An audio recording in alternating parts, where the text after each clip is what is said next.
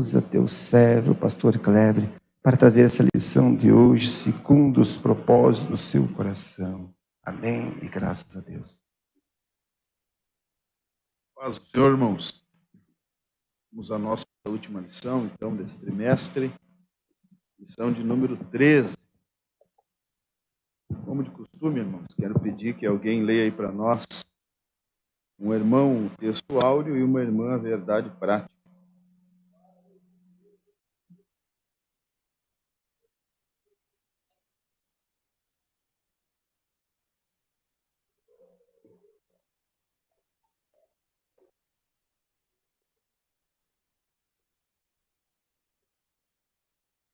Amém. Os irmãos podem sentar, irmãos. Então, nós vamos à nossa lição de número 13, que tem por título Esther, a portadora das boas novas.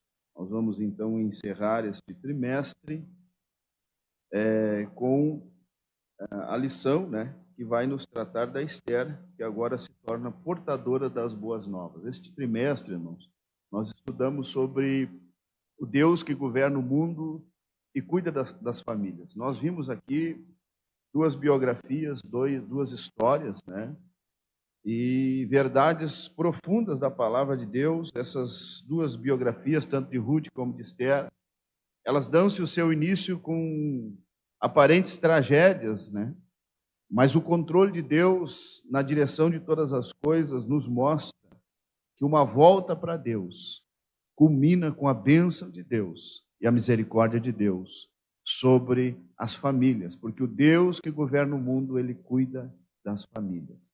Então nós estudamos durante 3 meses, irmãos, verdades espirituais profundas aqui. Os irmãos que participaram, e como disse Paulo, que nós não sejamos apenas ouvintes, mas praticantes da palavra de Deus. Isso foi para nós de um crescimento muito profundo, com verdades espirituais poderosas, irmãos, que, embora as circunstâncias pareçam difíceis, muitas vezes, como a gente viu no livro de Ruth, o luto, a doença, a fome envolveu aquelas famílias, mas a presença de Deus, um retorno para Deus, é sempre sinal da bênção e da misericórdia de Deus. O lugar do povo de Deus, irmãos, é na presença de Deus. O povo de Deus, o seu refúgio, o seu lugar seguro, o seu pavilhão forte, ele se faz na presença de Deus. Não há outro lugar, não há outro ambiente, não há outra direção a não ser a presença de Deus, uma volta para Deus. Então, nesse sentido, irmãos, estas duas histórias, biografias e verdades que aprendemos se faz assaz oportuna para os nossos dias, dias que vivemos em que o povo de Deus anda um pouco disperso, um pouco envolvido com circunstâncias e outras coisas desse mundo que distancia-nos de Deus. Nos distancia, como na história de Ruth, de Belém, da casa do pão, como na história de Esther, o povo de Deus se misturando com Assuero e seus banquetes, nos leva longe da presença de Deus. E a mesma palavra, irmãos, de Deus, que é bênção, ela traz consigo também a maldição. A bênção se nós obedecermos e a maldição se nós não a obedecermos. Então compete ao povo de Deus viver na presença de Deus e pela palavra de Deus. E nós vamos encerrar esta lição 13 com as boas novas, e nós vamos aqui algumas verdades. A nossa introdução diz assim: o drama dos judeus nos dias do rei Assuero estava chegando ao fim. O rei editou um decreto concedendo o direito de defesa para as comunidades judaicas de todas as províncias persas. Esther agiu como difusora de boas novas, e Mardoqueu foi engrandecido em todo o império. A Esther, irmãos, ela agiu como a difusora das boas novas. Mas para ela se tornar essa difusora, ou aquela que anuncia as boas novas, primeiro ela teve que se tornar uma intercessora. Porque primeiro ela jejuou e clamou pelo seu povo. Então, antes de ela ter as boas novas para falar no seu edito, na sua carta, ela teve que interceder. E já nessa introdução nós percebemos, irmãos, que não haverá em nossos lábios notícias de boas novas se nós não formos homens e mulheres de intercessão. Se nós não formos homens e mulheres preocupados com o povo. Perceba, os irmãos, que essa lição ela vai culminar com a notícia, mas nós vamos ver no decorrer da lição que quando Esther ela faz o segundo pedido ao rei Assuero, ele diz: não, mas eu já mandei enforcar Amã, e eu já dei a sua casa, quer dizer, todos os bens. Amã era o vizir, o primeiro-ministro do império, era um homem muito rico, de muitas posses, e o rei disse: eu já te dei tudo, já entreguei tudo nas tuas mãos. Como quem diz: o que mais tu precisa? Como intercessora, irmãos, a Esther não estava muito preocupada com o seu bem-estar, ela estava preocupada com o seu povo, com a sua nação, com as pessoas que a cercavam, não com o seu bem-estar pessoal, mas com o bem-estar daqueles que a cercavam, que estavam com a sentença de morte. Isso nos mostra, irmãos, que uma boa notícia não são palavras ao vento, mas é a atitude de quem realmente se preocupa com a salvação, com a vida daqueles que lhe cercam. E não há, irmãos, maneira, não há palavras que possam mensurar a preocupação de alguém, a não ser a intercessão. A história bíblica, o texto sagrado vai nos mostrar em todo tempo que quando homens como mulheres se preocuparam para além de si, mas com o bem-estar do seu povo, a primeira atitude é se colocar em oração e intercessão. Então a Bíblia nos mostra que a marca, que a característica, que assinala, que revela o coração, a mente, a posição de alguém que quer levar uma boa notícia é a intercessão. E como eu disse, isso é assaz oportuno, irmãos, porque nós somos a igreja, o povo das boas novas. A mensagem do Evangelho, e Evangelho significa boas notícias, boas novas, ela é boa demais. Mas o que acontece é que muitas vezes as boas novas nos nossos lábios não têm eficácia. As boas notícias na nossa boca não têm poder. Isso precisa gerar uma pergunta no nosso coração. Por que que as boas novas muitas vezes não se tornam eficazes nos nossos lábios? Porque o segredo de um portador de boas novas é ser um homem e uma mulher de intercessão. Eu não tenho como dar uma boa notícia de salvação se eu não for um homem e uma mulher de intercessão. A boa nova só vai ser eficaz nesse sentido. E Esther, irmãos, ela era a rainha.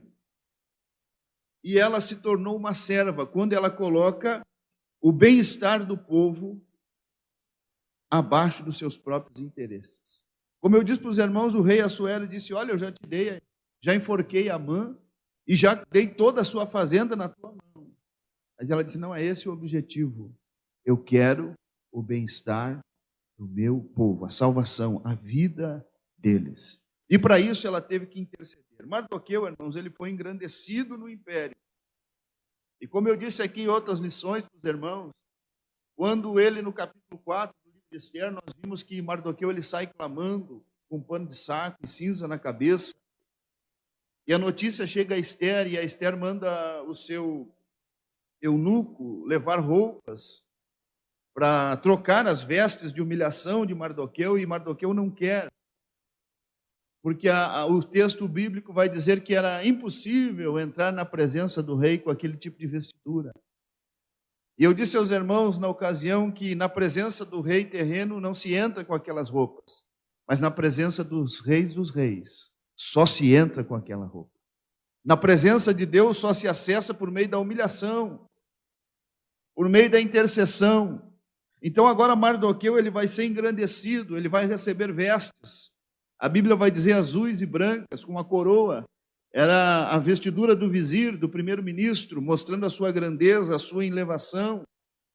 Mas eu disse para os irmãos naquela ocasião que quando Amã ele foi obrigado a colocar as vestes do rei, a coroa do rei e o cavalo do rei e puxar Mardoqueu por toda a cidadela de Suzã, gritando e clamando: assim se faz a quem o rei deseja honrar. E o texto bíblico encerra o relato dizendo que depois que tudo isso aconteceu, Mardoqueu, ele desce do cavalo, tira as vestes reais, coloca a veste de humilhação e volta para o mesmo lugar. A Bíblia nos mostra, irmãos, que quem Deus vai usar para mudar a história do seu povo, da sua nação, ele não se afeta com a sua posição, mas ele entende que ele é um servo, um intercessor, e a glória sempre é do Senhor. Então, esta lição nos mostra, irmãos, da necessidade. A notícia das boas novas precisa ser levada, mas com eficácia. E a eficácia vem por meio da intercessão e de nós sabermos que, por mais honrado que sejamos, por mais vistos que nós sejamos na sociedade, em qualquer lugar que formos, a glória é de Deus. A glória sempre é de Deus, porque o Salvador aqui é Deus. Mardoqueu, tanto ele como Esther, eles entenderam que eles eram apenas instrumentos de Deus, para a salvação do seu povo e para a glória de Deus. E como instrumentos de Deus, irmãos, a posição diante de Deus, de servos, de humildes, de intercessores, não podia faltar. Nós vamos então ao primeiro ponto, que é o pedido de defesa aos judeus e a concessão do rei. O subponto primeiro diz assim: a humildade de Esther e sua súplica. Assuero foi devidamente informado da gravidade do decreto redigido por Amã e assinado com seu anel. No dia 13 do 12º mês, o mês de Adar, entre fevereiro e março do nosso calendário, os inimigos dos judeus poderiam matá-los em todas as 127 províncias do extenso Império Persa. O que poderia ser feito para evitar esse extermínio em massa? De maneira reverente, com toda humildade, Esther suplicou ao rei que revogasse a sua ordem, pondo fim ao intento de Amã. Assuero fez ver à rainha que já havia tomado as medidas que estavam ao seu alcance, como o enforcamento de Amã, mas que não poderia revogar o decreto assinado. Então, irmãos, Esther, ela vai pedir que o rei, e nós vemos aqui que pelo pedido dela, ela não entendia da lei dos medos e dos persas. Ela faz um pedido ao rei que revogasse o seu decreto. E o rei vai dizer para ela que a lei dos medos e dos persas não se pode revogar. Não havia nada que o rei pudesse fazer para revogar o decreto. Não havia. Ele disse: olha, nas minhas mãos não está mais, fugiu do meu controle, não está mais sob o meu domínio, mas eu vou dar para vocês a oportunidade de vocês se virarem. Parafraseando, foi isso que ele disse: olha, eu vou dar o meu anel aí para ti, para o Mardoqueu, e vocês se viram. Vê o que dá para fazer. E quando, irmãos, as coisas fogem do controle do homem, é o momento oportuno de Deus agir. Quando fogem da nossa alçada, quando fogem do nosso domínio, quando fogem das nossas forças, é o momento oportuno de Deus glorificar o seu nome. E o que eu quero pontuar aqui é o método usado. O método aqui, irmãos, não é um método espalhafatoso, o método não é um método místico, mas é um método proclamado nas Escrituras. O que eles vão fazer, irmãos, é um decreto, uma outra lei. Uma lei em que o povo de Deus podia se defender. E eu quero pontuar isso. Como que o povo de Deus se defende? Como é que o povo de Deus batalha? Quais são as nossas armas e as nossas ferramentas? Onde está a nossa força e o nosso poder? Está em Deus. Isso é óbvio e ululante. Mas Deus só age por meio do que, irmãos? Da sua palavra. Deus não age fora da sua palavra. Deus não age contra a sua palavra. Deus não age distante da sua palavra. Ele só age por meio da sua palavra. E o que eles fazem, irmãos? O decreto, ele parece simplório. Olha, se defendam. Se defendam. Como puderem. E Mardoqueu rapidamente, ele faz um decreto, e a Bíblia diz que os cavalariços do rei, os melhores cavaleiros e cavalos do império são enviados com esse ínterim, e vão pelas províncias, as 127, pelo mundo conhecido que o império Medo-Persa havia conquistado, distribuindo essa notícia. A notícia é: vocês vão se defender. E para quem, irmãos, não conhecia a palavra de Deus, a notícia parecia simples demais. Mas como que eles vão se defender? Eles são um povo escravo? Eles são um povo subjugado? Mas para quem conhecia a palavra de Deus, era um convite a voltar às Escrituras. A obediência da palavra de Deus. E nesse sentido, irmãos, eles vão se defender. O que esse povo vai fazer? Esse povo vai cumprir a Escritura. E como que eles cumprem a Escritura? Quando nós lemos o livro de Êxodo, o capítulo 16, nós vamos ver que Deus, ele está, ou melhor, o capítulo 17 do livro de Êxodo, Deus, depois que os amalequitas, no capítulo 16, eles perseguem, eles impedem o povo de Deus de passar pelos seus termos e começam a perseguir e matar os servos de Deus. A Bíblia vai dizer ali que Amaleque é um povo que Deus está irado para sempre. E Deus diz para Moisés que ele ia exterminar da face da terra os amalequitas, toda a sua descendência. E quando nós vamos para o capítulo 15 do primeiro livro do profeta Samuel, uma das primeiras ordens que Deus dá a Saul é uma guerra santa contra Amaleque. Samuel vai lá e diz assim: ô Saul, esse povo, Deus continua irado contra eles. E é para tu exterminar tudo.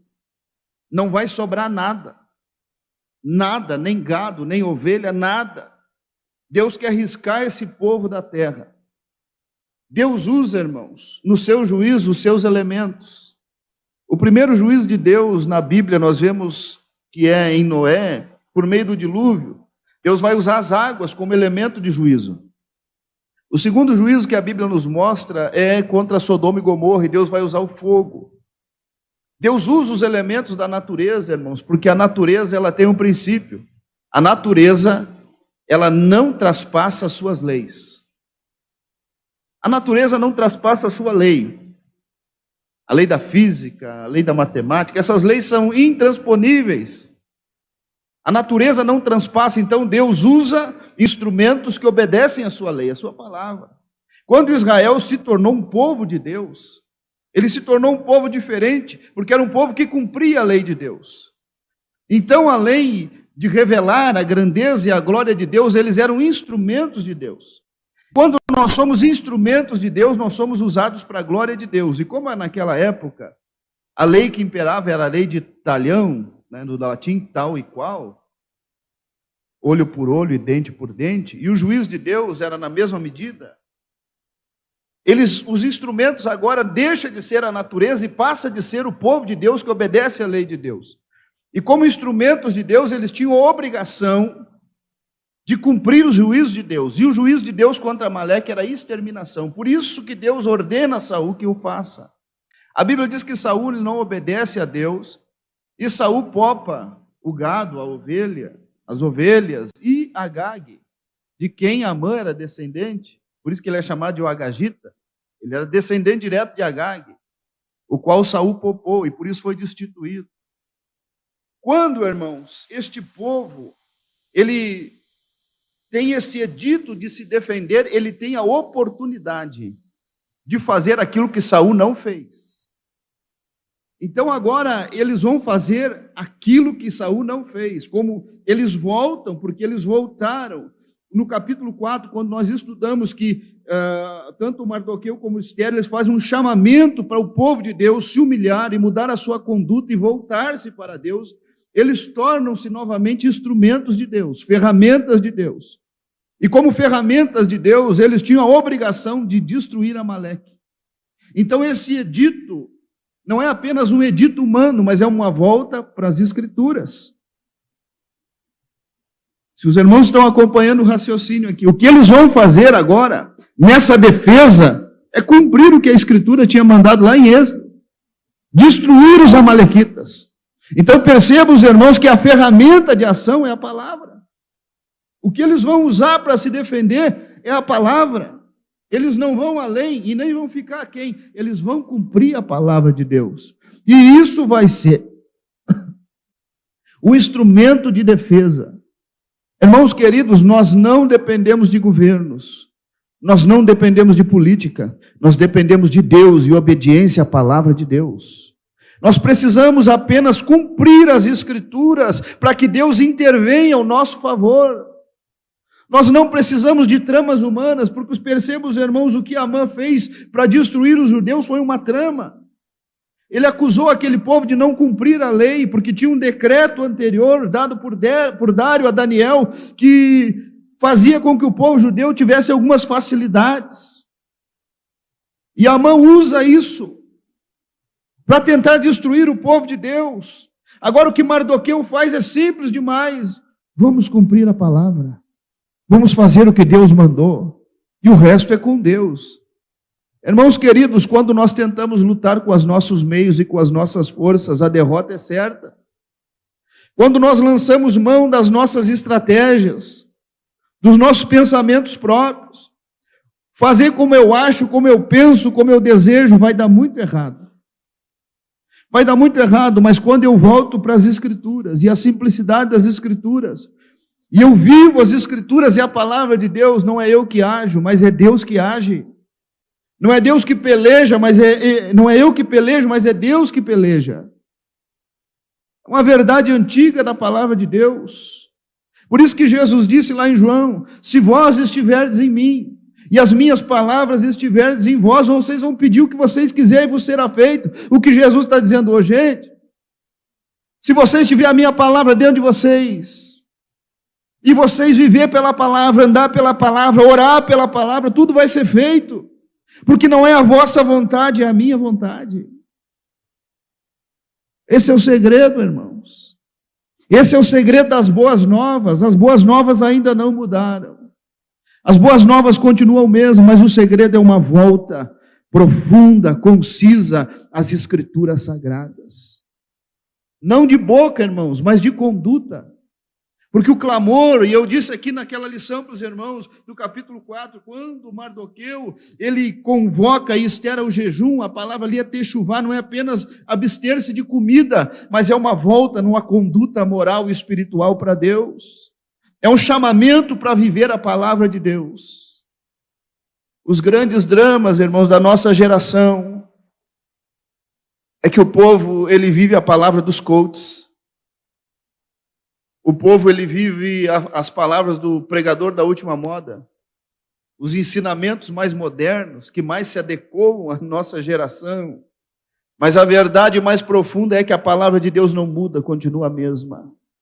E Deus ainda age por meio da sua palavra, da Escritura Sagrada.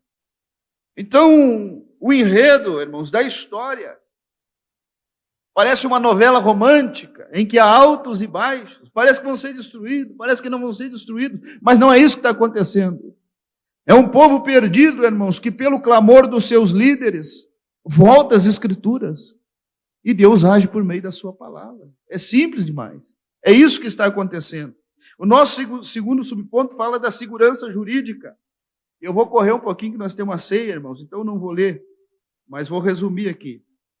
O Império Medo-Persa tinha uma segurança jurídica muito profunda. A lei era o império das leis. Nem o rei podia passar por cima da lei. A lei estabelecida deveria ser respeitada. Perceba, irmãos, o que o rei diz: olha, esse decreto eu não posso. Mas perceba, os irmãos, que mesmo um ímpio, um rei que não conhecia Deus, respeitava a lei humana. Mas o povo de Deus, o povo de Israel, estava em cativeiro por quê, irmãos? Porque desrespeitou a lei de Deus. Por isso que na introdução eu disse para os irmãos a respeito acerca do juízo de Deus, que Deus, antes de instituir Israel como uma nação, o seu povo, ele usava os elementos da natureza. Porque os elementos da natureza não transgridem a lei de Deus. Mas quando Deus chama o seu povo, o povo de Deus se torna um povo que obedece à lei de Deus. E por obedecer à lei de Deus, se torna ferramenta de Deus. Tanto para a bênção, como para a maldição. Os irmãos lembram lá no capítulo 12, quando Deus chamou Abraão com a promessa da nação, o que Deus disse para Abraão no versículo 3? Abençoarei os que te abençoarem. e amaldiçoarei os que te amaldiçoarem. Em ti serão benditas todas as famílias da terra. Deus estava dando o poder da bênção, do juízo para Abraão. Deus está dizendo, de ti, Abraão, eu vou fazer uma nação. Uma nação que vai ser bênção. Uma nação que vai abençoar todo mundo. Mas qual era o grande segredo de Abraão, irmãos? Ele ouviu o quê? Ouviu o coach? Ele ouviu a voz de Deus. E ele saiu sem saber para onde ia. A palavra de Deus, a voz de Deus, lhe era suficiente. A palavra de Deus era o seu único bússola, o seu único guia. Somente a palavra de Deus. Somente a palavra de Deus. Por isso que Deus escolheu esse homem, irmãos. E essa bênção recai sobre a igreja, irmão, sobre nós. Nós somos o povo que tem poder de abençoar o mundo ou de amaldiçoar o mundo. Agora os irmãos, agora enlouqueceu de vez. Não, nós somos portadores de boas novas. Não, irmãos. Quando o povo de Deus, ele sai da vontade da palavra de Deus, ele se torna uma maldição. Os irmãos lembram de Jonas? Deus diz para Jonas, Jonas, vai para Nínive. Jonas desce para Jope, pega um navio para Tarsis. Nínive era no leste, Tarsis era no oeste. Tarsis era o último ponto conhecido do mundo de então, 4.000 quilômetros de Jope, era um ano de barco. Era o oposto, leste e oeste. Jonas foi um causador de tempestade, irmãos. Por quê? Porque ele desobedeceu a Deus. E quando os marinheiros ficaram alvoroçados e disseram, ô dormente, está acontecendo contigo aí? Levanta, clama ao teu Deus. Quem é que tu é? Qual é a tua profissão? Ele vai dizer, eu sou hebreu. Eu sirvo ao Deus que criou os céus, a terra e o mar. Aí os homens tremeram. Então nos fala, porque tudo isso nos sobrevém, dizer a causa sou eu mesmo. O problema aqui sou eu. O causador de tempestade sou eu. Por que, Jonas? Por que tu trouxe isso sobre nós? Qual foi o teu delito? Qual foi o teu pecado? E aqui conjecturo, é adultério? É roubo? Qual foi a tua transgressão? Tu é um assassino? Ele disse, não, eu só não obedeci à voz de Deus. Irmãos queridos, quando o povo de Deus desobedece à voz de Deus, ele não traz bênção, ele traz maldição. O povo de Deus é o povo da lei de Deus, que pode abençoar a sua nação quando vive a palavra de Deus. Quando vive a lei de Deus na íntegra e na sua conduta, ele é bênção. Senão ele é causa de maldição. E quando nós, irmãos, olhamos os nossos dias e percebemos a insegurança que o mundo vive, e nós culpamos os governos, nós culpamos tanta gente, nós culpamos os demônios, nós culpamos todo mundo, mas com o olhar bíblico de quem é a culpa? Quem é o Jonas? Quem é o Jonas do navio chamado mundo? E Jesus disse lá em Mateus 24, nos últimos dias o amor de quase todos vai esfriar. E esse amor, irmãos, é o amor ágape que Jesus usa ali. O amor ágape é o amor sacrificial, aquele que ele se doa em favor dos outros. E se nós temos as boas novas, irmãos, como Esther e Mardoqueu, o que nós temos que fazer por essa geração que se perde? Primeiro, ouvir a voz de Deus. Segundo, nos colocar como servos e intercessores em favor deles. E depois, anunciar as boas novas.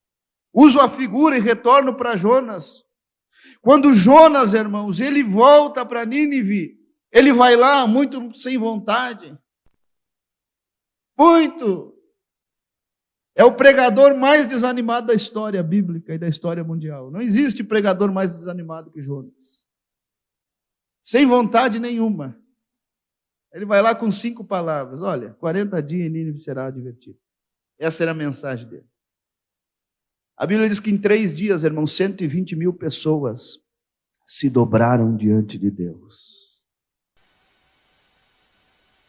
Porque quando nós cumprimos a palavra de Deus, quem age é Deus, não é nós. Quem intervém é Deus, não é nós. Irmãos queridos, o livro de Esther, ele vai nos mostrar, irmãos, que é necessário, é urgente, uma volta às Escrituras Sagradas. Nós precisamos voltar a ouvir a voz de Deus. E a voz de Deus, irmãos, ela não é dúbia, ela é clara e concisa. A voz de Deus diz que pecado continua sendo pecado.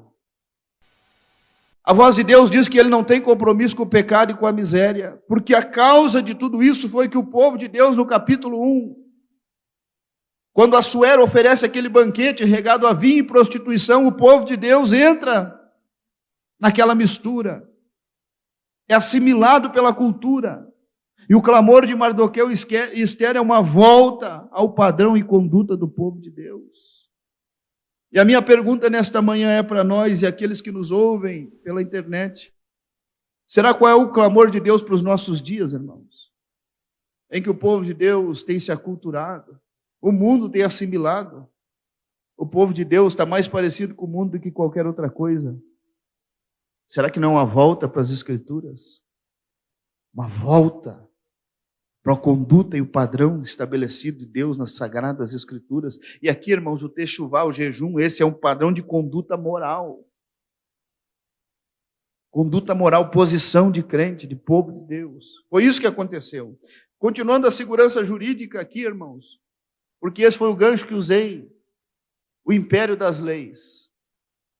Nós vivemos hoje, os irmãos sábios, uma bagunça na nossa nação. As leis não servem mais para nada. Aqueles que deveriam ser os protetores das leis são aqueles que as transgridem. E a gente às vezes critica, e a gente às vezes, muito dos nossos líderes, nossos não, né, mas líderes do povo deles, né, vão para a internet e criticam ferozmente os ministros do Supremo. E dizem, esses homens não obedecem à lei do nosso país. E não é mentira, é verdade. Mas e eles? Obedecem à lei de Deus? Não, a lei de Deus pode ser transgredida. O povo deles como é que está? Está assimilado. Quando cai o carnaval, são os primeiros a botar um bloco dos evangélicos lá para se misturar. É a mesma coisa que Assuero tentou fazer, irmãos, com o povo de Deus. Que moral, que autoridade nós teremos, irmãos, para combater essas coisas se nós não formos um povo santo, um povo diferente? A nossa autoridade está em obedecer à palavra de Deus. Então, antes, irmãos, de nós criticarmos a transgressão das leis da nossa nação, nós precisamos ver a nossa conduta diante da lei do nosso Deus, da palavra de Deus, da verdade de Deus, da justiça de Deus. O terceiro subponto fala do direito de defesa. Assuero não podia revogar o seu decreto, mas emitiu outro, uma espécie de contra-ordem, que permitia aos judeus exercerem o seu direito de defesa diante dos seus inimigos. O texto nos faz entender que havia em todo o reino grupo sistematicamente hostil aos judeus. Não era, portanto, uma vingança gratuita e indiscriminada. A ordem foi enviada a todas as províncias e produziu muita alegria entre os judeus e temor em todos os povos. Muitos chegaram a se tornar judeus. Houve uma conversão em massa, irmãos. Muitos prosélitos. Quando o povo de Deus se volta para Deus, irmãos, a conversão em massa. O povo de Deus, quando ele foi, e eu citei em Gênesis 12 aqui para os irmãos, que Deus diz para Abraão, em ti serão benditas todas as famílias. Israel foi uma nação modelo que os povos e as nações deviam olhar para eles e se espelhar e querer ser como eles. Então tornar-se em prosélitos. Um povo modelo. Mas nunca isso aconteceu, irmãos. A não ser aqui no livro de Esther. É a primeira vez, eu citei Jonas, porque o contexto aqui, irmãos, e a história ilustra isso. Jonas foi chamado com esse propósito de ir a Nínive e converter aquele povo, ele foi com má vontade. E quando Deus salva o povo, ele ainda fica triste. Ah, Senhor, por isso que eu não queria vir. Eu sabia que tu é misericordioso. Eu sabia que isso ia acontecer. Quer dizer, eu vim pregar, mas eu não quero que aconteça nada do que eu falo. E o propósito de Deus para eles era isso mesmo.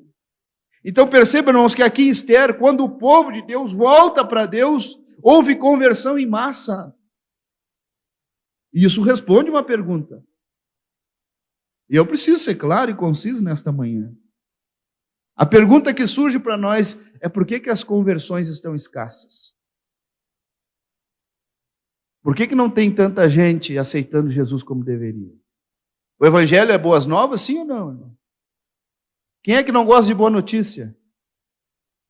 Mas então por que as boas novas não têm eficácia?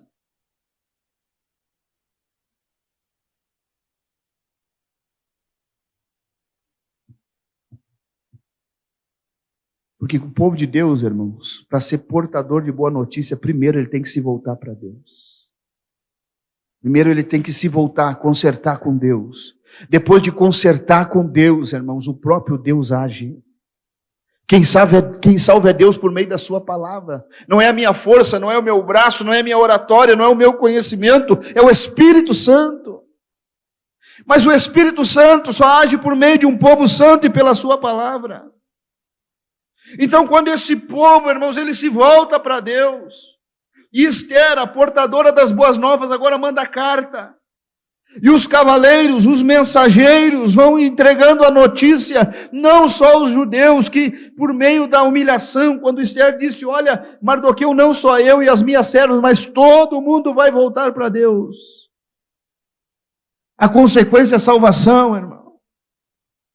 Então, nesta manhã, eu me dirijo para nós, o povo de Deus. Será, irmãos, que para Deus impactar o nosso bairro, a nossa cidade, a nossa nação, nós não precisamos de uma volta profunda e contundente para Deus? Nós não precisamos nos voltar para Deus? Como fez Mardoqueu, Esther e o povo, com jejum, com humilhação, com obediência à palavra de Deus.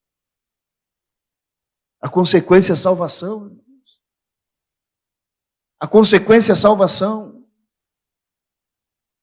Mas quando nós, irmãos, não nos voltamos para Deus, nós trabalhamos de balde ou de balde. Porque não acontece. Porque os instrumentos de Deus, irmãos, tanto de juízo como de bênção, precisam, em primeira instância, obedecer à lei de Deus, à palavra de Deus. Deus não usa instrumento que não lhe obedeça. Jonas, irmãos, com toda a sua má vontade, mas quando ele estava lá no fundo do mar, no ventre do grande peixe, a sua oração, quando ele disse, os cordéis de morte me cercaram, mas ele disse, aquilo que eu votei ao Senhor pagarei. Ele disse, aquilo que eu fui chamado para ser, eu vou ser. O propósito que eu fiz com Deus, eu vou cumprir. E o propósito dele era ser boca de Deus, mensageiro de Deus. E ele foi lá, irmãos, e o resto Deus fez. Então nós percebemos aqui, irmãos, que quando o povo de Deus se volta para Deus, Deus salva. Deus transforma. Deus liberta. Pode falar, irmão João.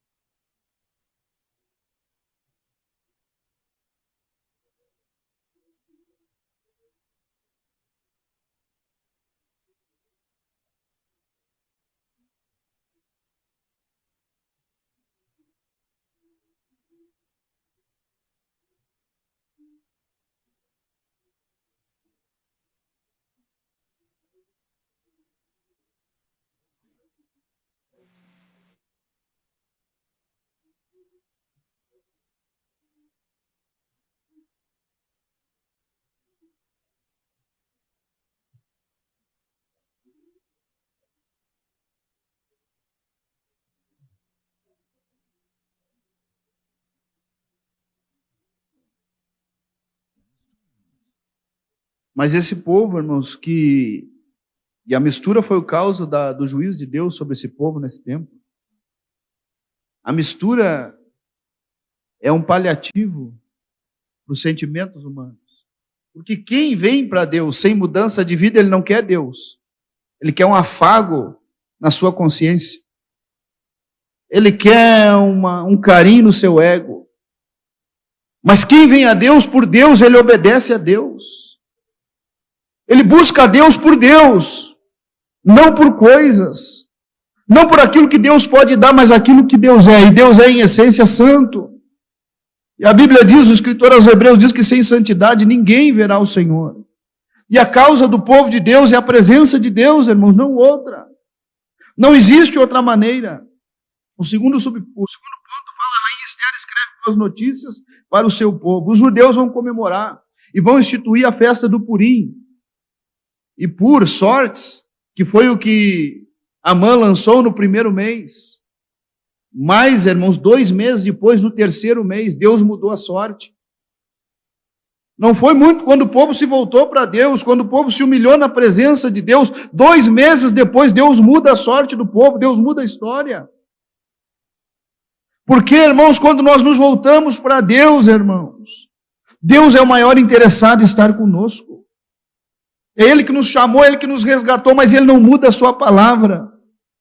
A nossa conduta precisa ser a que Ele exige, santidade ao Senhor. E qual é o ledo engano que o irmão Jorge compartilhou? O povo acha que dá para servir a Deus à minha maneira, ao meu modo, e não dá. Só se serve a Deus por meio da palavra de Deus. Mas qual é o grande problema, irmãos? O problema é modelo. E quem é o modelo? O modelo é o portador de boas novas. É o título da nossa lição, dessa última. Esther, portadora de boas novas. O que Esther fez? Ela diz para Mardoqueu, eu vou jejuar. Eu e minhas servas. Mas diz para o povo que é preciso todo mundo mudar. A mudança começa por mim, irmãos, e eu vou ser claro e conciso. Então é o pastor Mateus, é os obreiros, é os músicos, mas não é só nós. Lá na tua vizinhança, quem é Esther e o Mardoqueu lá? É você. Lá no teu trabalho, quem é o Mardoqueu e a Esther lá? É você. É você, na tua família, entre aqueles que não são crentes, quem é o Mardoqueu e a Esther? É você. O portador de boas novas é você. Quem é que tem que jejuar? É você. Quem é que tem que se humilhar? É você. Quem é que tem que ter a conduta de santo? É você. É você que tem que refletir Deus naquele lugar. Irmãos, não adianta nós contratar o maior pregador do mundo se a igreja não impactar lá na casa, na vizinhança, no trabalho, não há conversão. Quando as cartas chegaram, o povo se alegrou e instituiu a festa. E essa festa, irmãos, para os persas era sorte, mas Purim para os judeus é perdão. Por que perdão? Porque em 2 meses o povo se humilhou e Deus perdoou o seu povo. Então agora Esther e Mardoqueu fazem outro edito dizendo que o dia 13 foi o dia da defesa. O dia 14 e 15 vai ser estabelecido celebração ao Senhor por causa do perdão. Por causa que Deus perdoou. Festa. E o que é celebração? Festa para o povo de Deus, irmãos, é adorar a Deus e buscar a presença de Deus. A celebração para o povo de Deus, irmãos, não é comilança, é presença de Deus, é acesso a Deus. Todo culto é uma celebração a Deus, porque Jesus disse, se vocês se reunirem no meu nome, eu vou estar ali. Mas e se na celebração a Deus não tem Deus, é o quê? O capítulo 5 de João, irmãos, a festa, provavelmente era a festa do Purim. Quando Jesus ele sai de Samaria e vai, e a Bíblia diz assim, havia uma festa dos judeus. E não era uma festa obrigatória, então provavelmente era o Purim. A Bíblia diz que Jesus ele não vai no templo, ele vai no tanque. Porque no tanque estava um monte de gente que não podia entrar no templo. E no templo eles estavam fazendo uma celebração a Deus, mas Deus não estava lá, estava do lado de fora, que era Jesus. A glória da segunda casa era Jesus, estava do lado de fora. Irmãos, o que eu estou dizendo nesta manhã é que nós precisamos de Deus no nosso meio. Os nossos cultos precisam tornar a ser uma celebração a Deus, a presença de Deus. Deus tem que ser o nosso maior interesse. A presença de Deus tem que ser a nossa aspiração. A glória de Deus tem que ser o nosso anelo, o nosso anseio, o nosso desejo. Deus precisa estar no nosso meio. Nós não podemos nos conformar, irmãos. Nós não podemos nos conformar, nós somos o povo de Deus, irmãos, e se nós celebrarmos a Deus e Deus estiver no nosso meio, isso vai refletir. Qual é o motivo dessa celebração, irmão Kleber? É a casa nova que eu adquiri esse ano? Não, isso é pouco demais. Troquei de carro, irmãos, à vista. Comprei um carro novo à vista, não devo nada para ninguém. Isso é pequeno demais. Passou um ano, não deu nenhuma gripe. Deus guardou a minha saúde. Isso ainda é mínimo. Qual é a celebração? Purim, perdão. O motivo que nos traz à casa de Deus e celebrar a Deus é porque Ele perdoou os nossos pecados. O motivo que tem que fazer, irmãos, nós entrar no santuário de Deus com o coração, irmãos, anelante, é porque um dia Ele nos tirou do charco de lodo e nos permitiu entrar na sua presença, na sua casa. O motivo da nossa alegria, da nossa celebração não são coisas, mas é o perdão do Calvário. A boa notícia é perdão, perdão, salvação. Então percebam, irmãos, essa festa foi instituída como a festa do perdão, o dia que o povo se humilhou diante de Deus e Deus perdoou o seu povo. E não só o seu povo. Os prosélitos foram chegando, a salvação foi chegando nos gentios.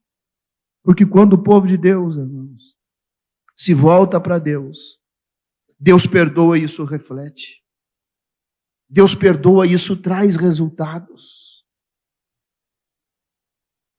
Qual é a motivação que nos traz a igreja, irmãos? É um costume?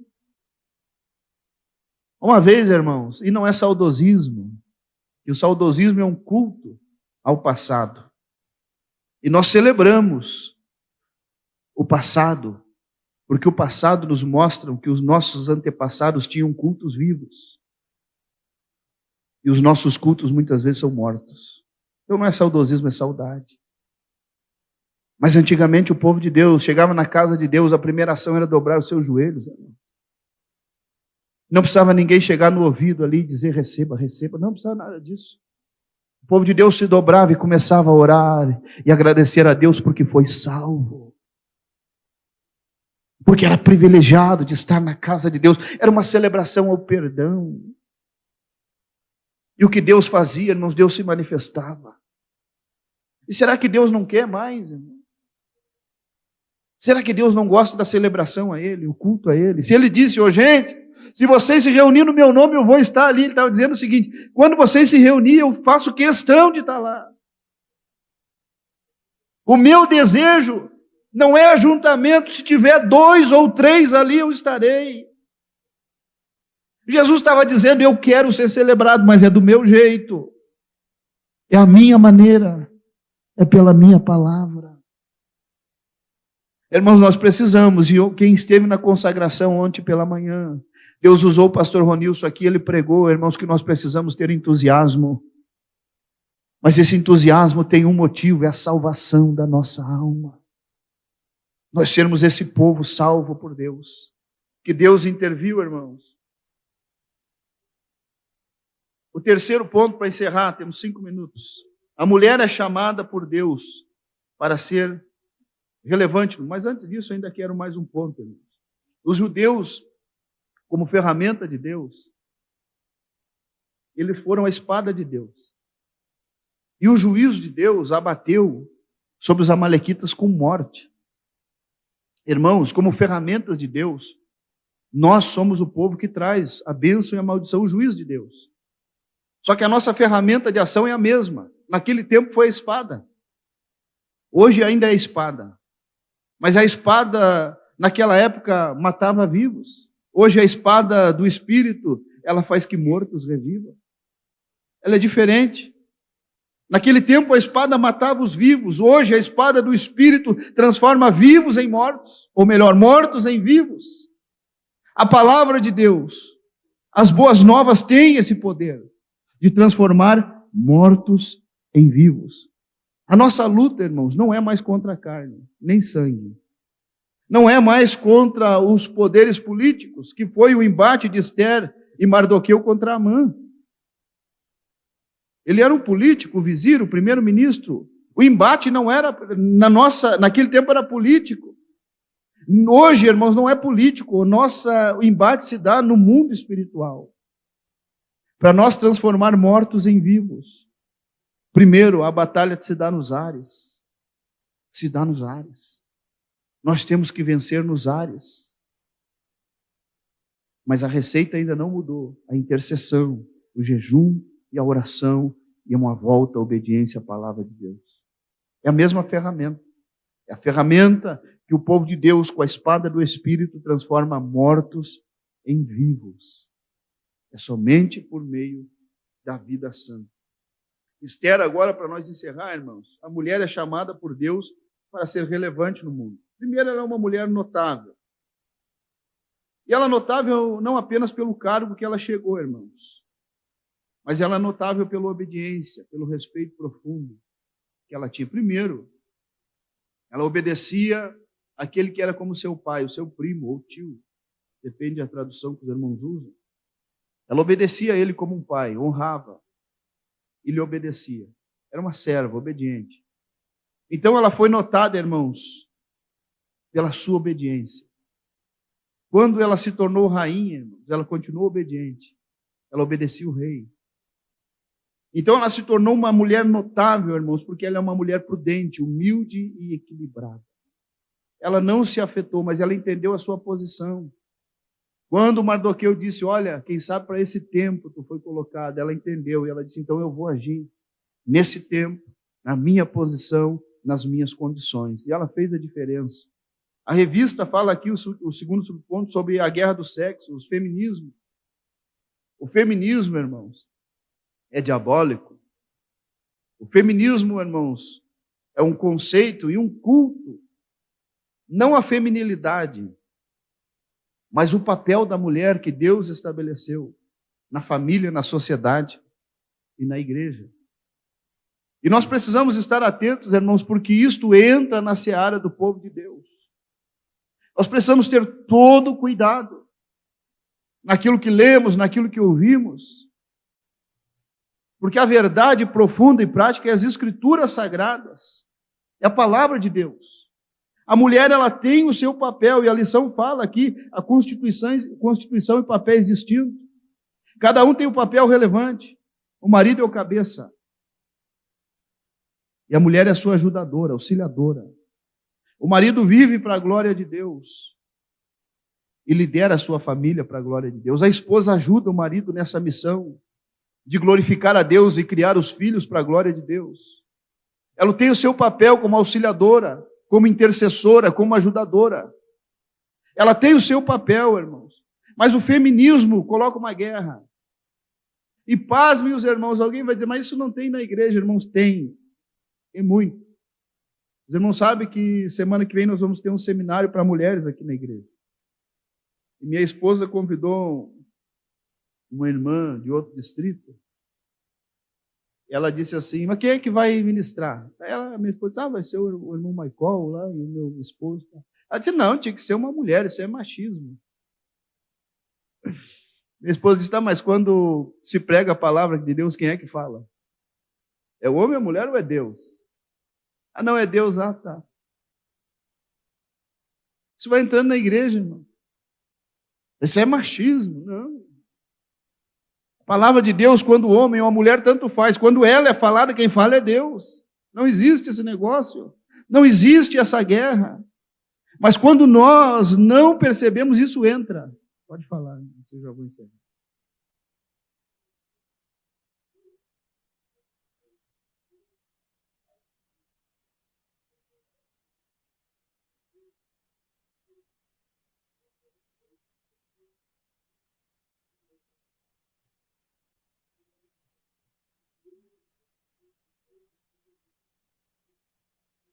Os conceitos pagãos vão entrando na nossa seara. E essa é a grande luta do povo de Deus, é viver a palavra de Deus. O terceiro subponto, irmãos, fala do contexto cristão e cita aqui algumas mulheres, tá? Eu vou falar só da Catarina Vambora, que foi a esposa de Martinho Lutero, para nós encerrar. Passei 2 minutos de tempo. Mas Catarina Vambora, irmãos, era uma freira. E ela, quando conheceu o Evangelho, naquela época, não podia sair do convento. E se alguém fosse, a não ser que o familiar fosse lá e tirasse. E os familiares dela não queriam. Aí um irmão de um amigo do Martinho Lutero foi lá com uns galões de peixe e deixou os peixes no convento, e ela e mais outras 12 freiras que se converteram entraram naqueles galões e fugiram para se converter ao Evangelho. E depois não acharam o respaldo, né? Mas elas foram fiéis a Deus, e até que ela casou com Martinho Lutero. E a gente conhece a história de Lutero. Mas Lutero era um homem muito desligado, irmão. Quando a gente lê a biografia completa dele, a gente vai ver que, às vezes, ele se trancava no seu quarto, lendo a palavra de Deus, e às vezes ficava 3 dias sem comer e sem beber, se esquecia do tempo na presença de Deus. Certa feita, Catarina teve que chamar um ferreiro para cortar as drobadiças, ver se ele não tinha morrido lá dentro. Então ela cuidava da vida, cuidava dos livros, era ela que mandava imprimir no prelo os livros, as traduções dele. Era ela que cuidava da família, do mosteiro que ele fez, onde ensinava a palavra de Deus. Essa mulher era uma mulher sábia, edificou a sua casa. Martinho só fez o que fez por causa dela. A mulher tem o seu papel, irmãos. Auxiliadora, ajudadora, era ela que comprava, ela que vendia. Martinho publicava os livros e se deixava de graça, só que ela sabia que tinha um custo, tinha que manter as crianças, os obreiros que fugiram da igreja católica e vinham para o protestantismo, precisavam ser sustentados. A mulher organizou tudo, foi uma bênção na vida dele. A mulher sábia edifica a casa, irmãos.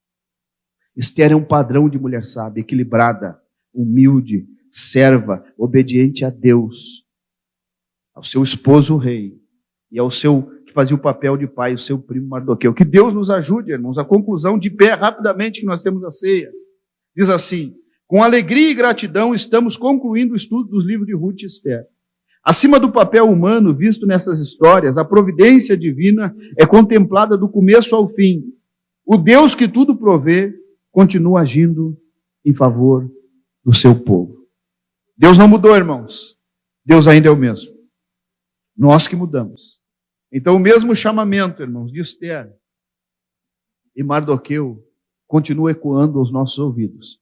Uma volta profunda a Deus e a sua palavra.